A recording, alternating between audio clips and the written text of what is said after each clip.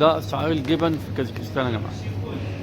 طبعا كل نوع جبنه على حسب النوع، وتلاقي تحتها سعر.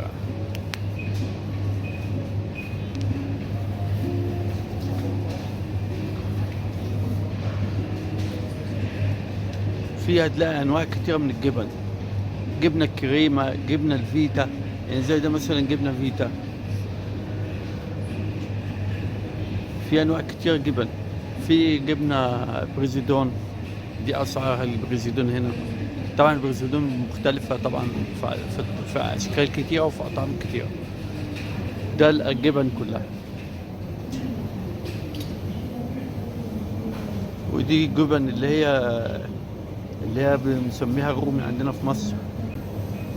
دي كلها انواع الجبن. وفي الجزء اللي هنا برضه جبن الرومي تاني، هتلاقي ده كلها اسعار.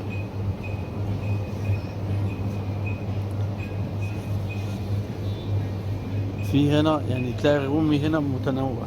طبعا كل حاجة على حسب الطعم بتاعها يا جماعة، على حسب الحجم وعلى حسب حاجات كتير. دي كلها انواع الجبن.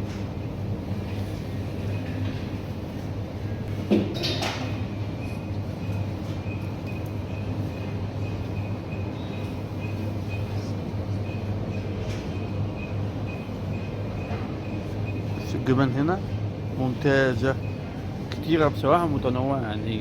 وهنا الجبن اللي هو موتزاريلا، طبعا دي الأكياس.